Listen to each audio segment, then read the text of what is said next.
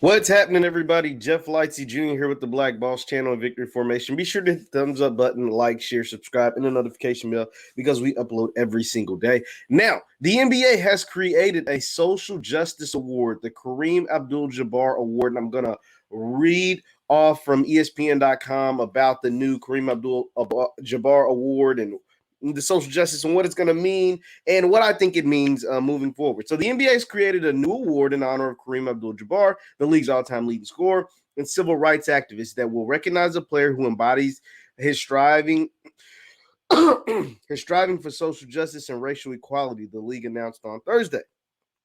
The winner of the inaugural Kareem Abdul-Jabbar Social Justice Champion Award will be announced during the playoffs and will receive $100,000 from the league to donate to an organization of his choosing.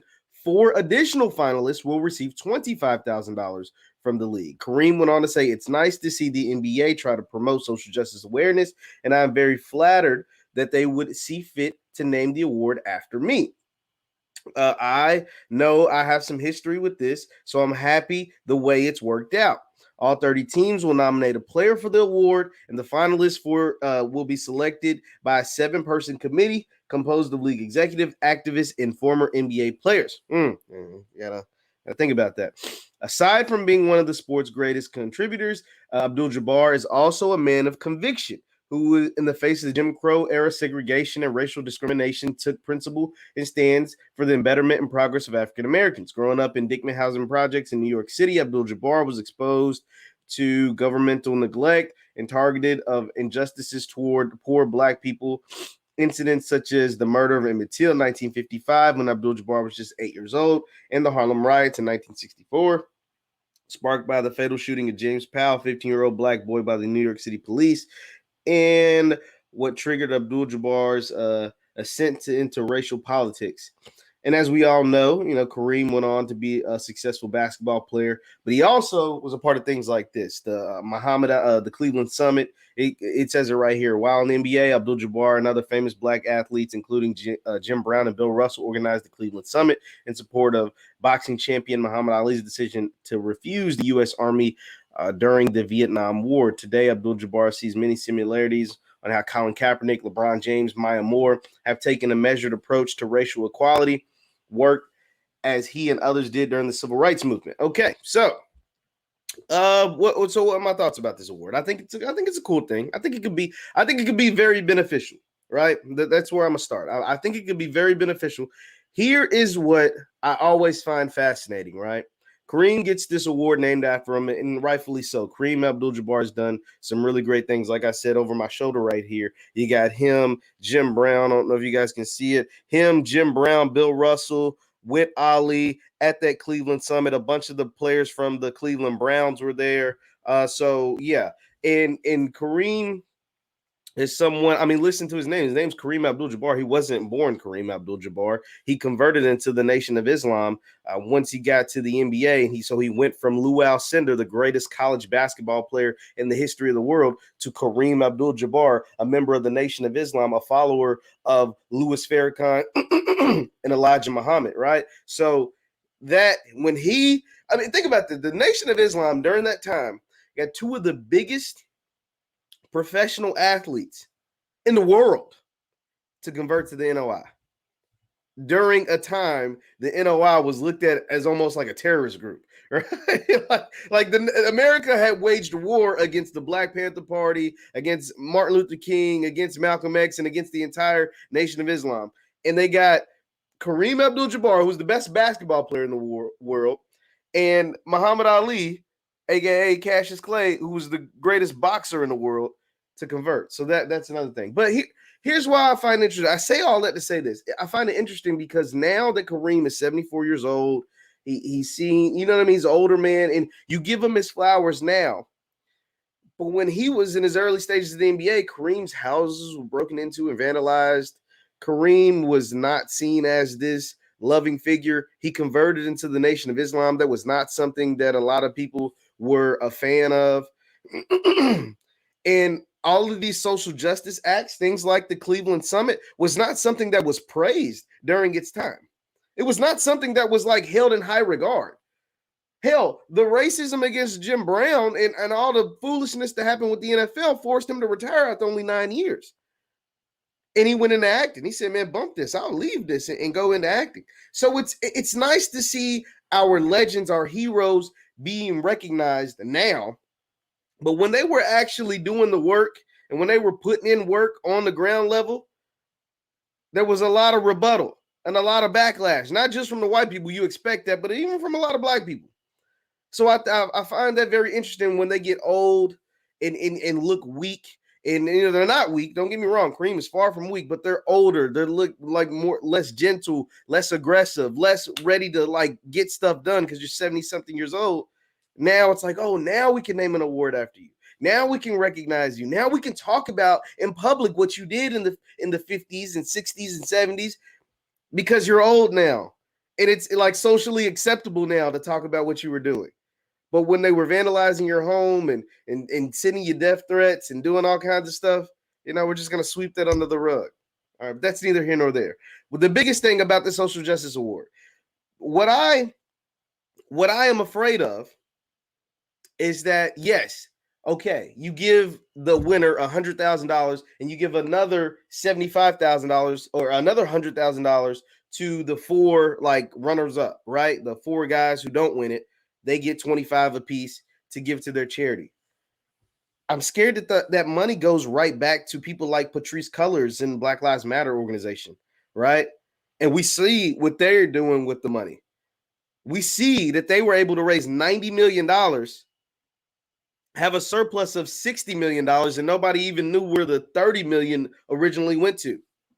There's still like no transparency on where this money is going. And that's what I'm afraid with this NBA $200,000 is just a front for people in the Democratic Party, a front for something that's not tangible, that we won't see actually work towards progress.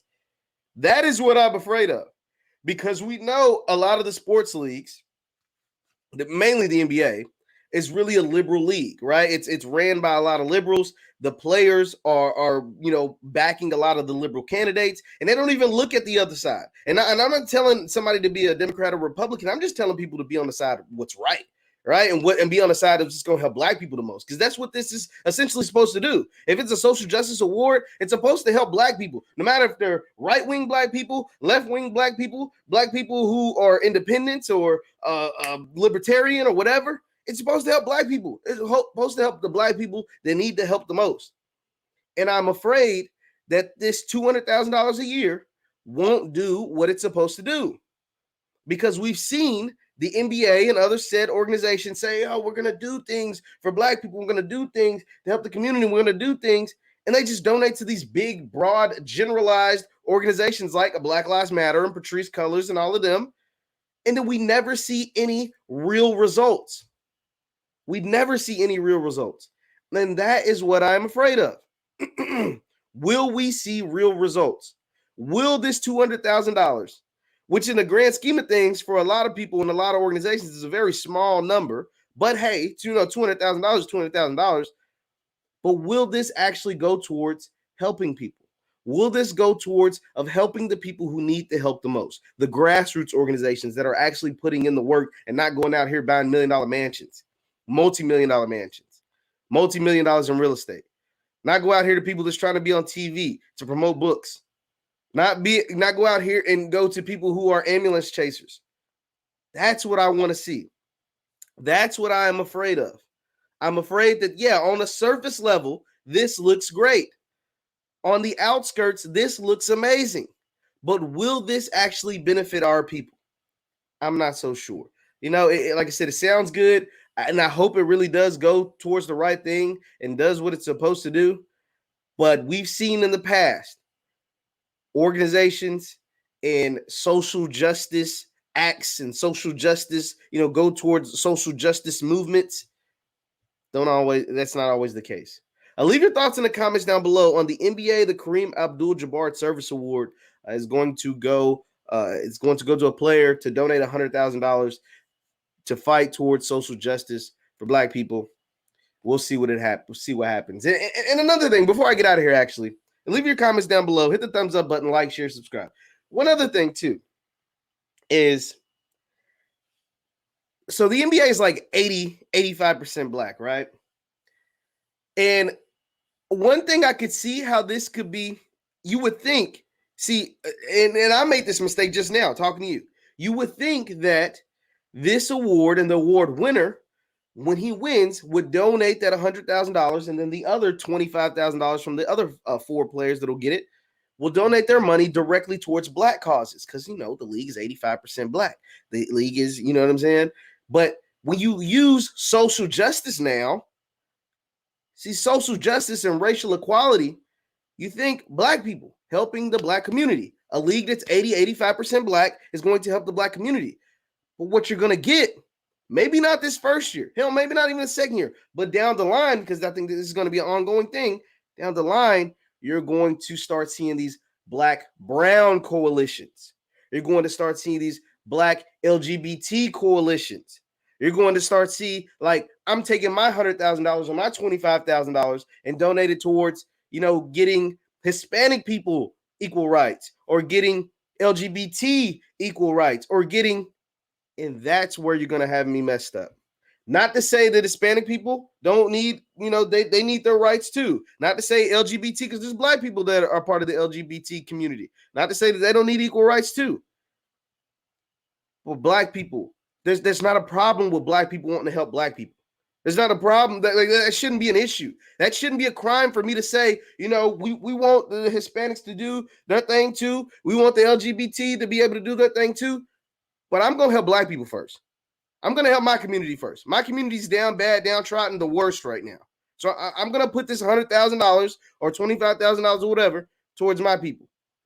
And what we're going to eventually see, I can already see it. I literally already see it as I was talking. It like played out in my mind. These people are going to start allocating this money towards different organizations. And that's how we get left in last place. So leave your thoughts and comments down below. Once again, I'm Jeff Lightsy Jr. at the Black Boss Channel on Victory Formation. I just hope this award isn't hijacked. I'm hoping for the best, but I can always expect the worst, because that's what tends to happen, especially with big organizations and money, when it comes to donating and giving, not just donating, but giving resources to our community. Leave your thoughts in the comments down below. Once again, I'm Jeff Lightsy Jr. from the Black Boss Channel in Victory Formation. And follow us on Instagram at VS Sports Show. We post content on there all the time. Thank you guys for listening. I'll see you next time.